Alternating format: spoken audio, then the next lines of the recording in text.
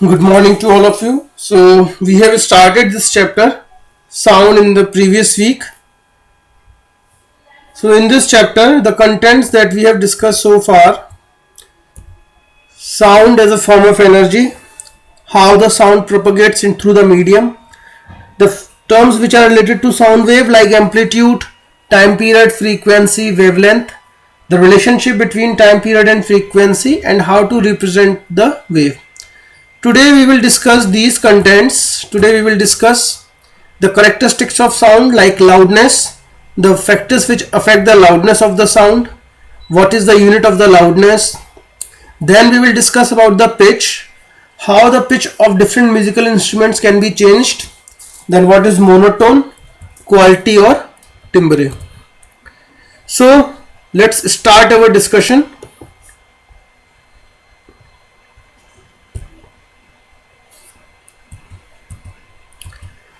So, characteristics of sound. There are three characteristics of sound that we are going to discuss. First one is loudness. It distinguishes between loud and feeble sound, and it mainly depends upon the amplitude of the sound. The other factors which affects the loudness will be the area of vibrating body and distance of listener from the source of the sound. Then next we will discuss about the pitch. It distinguishes between shriller and flatter sound, and it mainly depends upon the frequency of the sound. Last we will discuss the quality or timbre. It distinguishes one sound from other having the same loudness and pitch like that of the different type of musical instruments. So let's start the discussion. So the very first factor that we will discuss will be the loudness. So what is loudness? It is the characteristics of sound by which a loud sound can be distinguished from a faint sound even when both have same frequency. For example, in this you can see this is the soft sound because here the amplitude or the mean displacement of the particle or maximum displacement of the particle from the mean position is less. In this the sound is loud because in this amplitude is more. So the loud sound is represented by the higher amplitude than the soft sound. Now the factors which affect the loudness. The loudness depends on the amplitude of the vibration. It will be louder when amplitude high, and as amplitude of vibration increases, sound also increases. So here you can see the difference between the two sounds. In this amplitude is very less, so loudness will be low, and in this amplitude is high, so this is the loud sound. So it depends upon the amplitude. And how it depends upon the amplitude? It is directly proportional to the square of amplitude of wave. So if amplitude is suppose 2, then loudness will be 4. If amplitude is 3, then our loudness is directly proportional to loudness will be 9 times. So we can say that loudness is directly proportional to the square of amplitude of wave.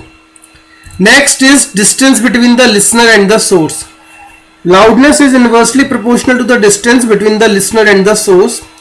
That is, we can say that suppose if you are hearing a sound which seems to be loud to you, now if you move away from that source, as soon as you starting to move away from that source, you will now feel the sound is feeble, that is sound is soft or it is low.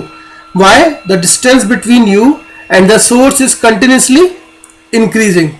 So loudness is inversely proportional to the distance between the sound and the sound source and the object. Next is it is directly proportional to the surface area of vibrating object. Suppose a person beats a drum having the large membrane, and suppose is a tabla, and in tabla the membrane is small.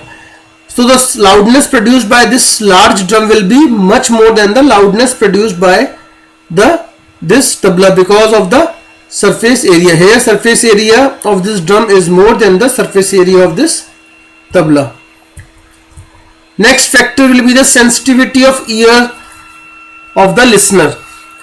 So the similar sound can be of different loudness for the different speaker. For example, here you can see a person is shouting on the microphone on this loudspeaker, but this sound is comfortable for this person, but the same sound is disturbing for the another person. So we can say that loudness also depends upon the sensitivity of the ear. More the person is sensitive towards the loudness or sound, the more loud the sound will be heard by that person. Next is unit of loudness. So loudness unit is decibel. Its bigger unit is Bell, that is BEL, and it is named in the honor of the Alexander Graham Bell, that you already knew was an inventor of telephone. Now the sound between 50 decibel to 60 decibel is considered normal. The sound of 80 decibel can be tolerated, but the sound above 90 decibel is painful. For example, here is the distribution of the sound.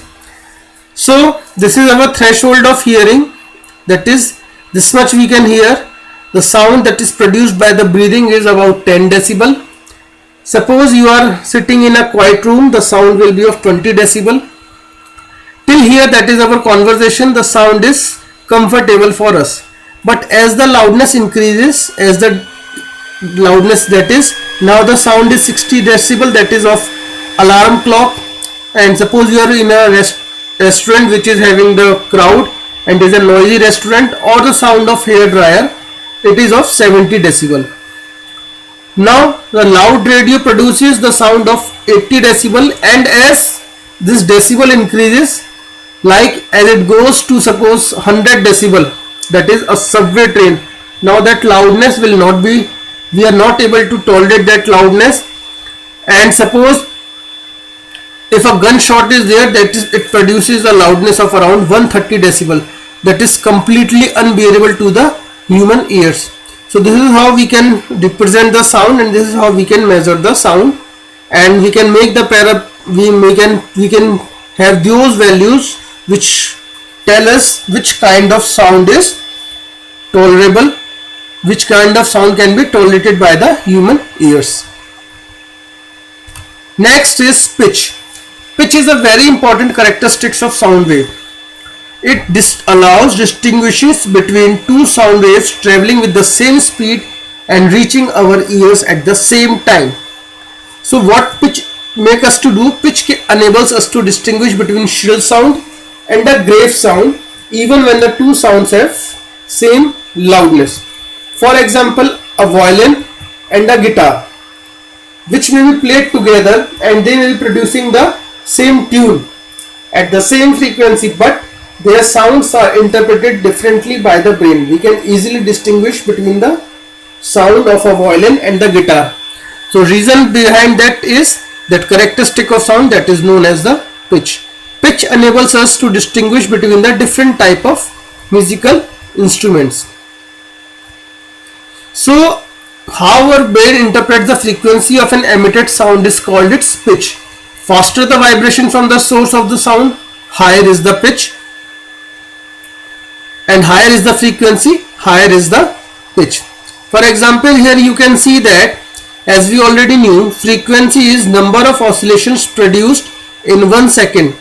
So here you can see that in this the pitch is low, since the wave is completing less number of vibrations in 1 second. But if we compare the sound of the other wave, here you can see the pitch is higher. Why? Because the frequency of the sound is higher. So as the frequency is increasing, the pitch is also increasing. So our brain interprets how the frequency of an emitted sound has been produced by a source. Now examples of different pitch. Most common example that we know, we can easily distinguish between the voice of male and female, because woman's short vocal cords produces high frequency sound and man's large vocal cords produces low frequency sound. In this picture you can easily see that the sound produced by a man is of low frequency whereas the sound produced by the woman is of high frequency. So due to this difference in the frequency, although they have the same loudness, this difference enables us to distinguish between the voice of a male or a female. Now, since we have discussed that sound enables us to distinguish between the two different types of musical instruments, so there are ways how we can change the pitch in different musical instruments. First is stringed instruments, like here you can see the guitar and violin. So strings of these instruments are vibrated by either strumming them by hand or rubbing them with a bow. Now how to change the pitch? Pitch is changed by changing the length of the string. So as the length of the string is changed, the pitch can be changed. So if you want to produce the note of higher pitch, so you have to vibrate the string under high tension, or you can vibrate a thinner string under low tension. So this is how you can change the pitch in the string instruments. Next type of instrument is wind instruments, like shehnai is there, trumpet is there. So in this, the instruments are vibrated by forcing air through them. Since the air has been forced, so pitch is changed by changing the length of air which is traveling inside the air column. So if you want to produce a note of higher pitch, less number of holes are closed so that length of air column decreases. But if you close more number of holes, then the pitch will decrease because the length of air column increases, and as the length of air column increases, what happens? Frequency of the sound also decreases. So frequency decreases, sound will be of the lower pitch. Next type of instruments are percussion instruments like drum, tabla, dholak. So what is in them? There is a tightly stretched membrane that is made to vibrate by striking it. More tight and small is the membrane, higher is the pitch of the sound. For example, in case of suppose if we compare the two type of drums, which is one is having the small and tight membrane and one is having the larger and loose membrane. So in case of the tight and smaller membrane, pitch is highest.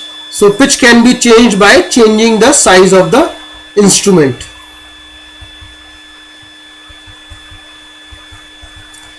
Now next is monotone.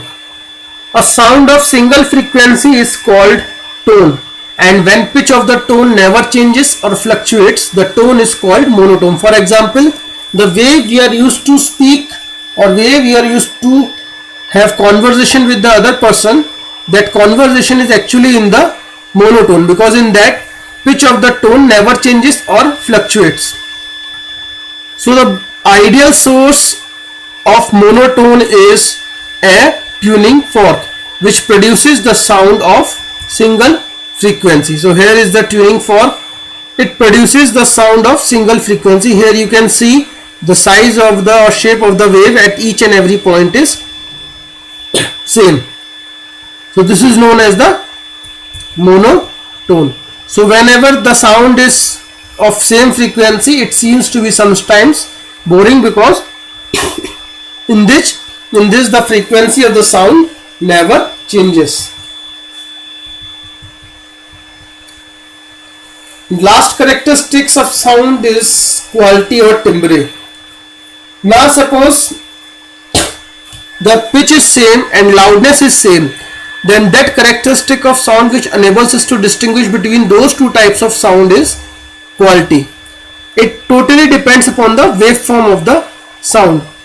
As different sources produces different sounds, the timbre helps us to distinguish between them. A sound of good quality is pleasant to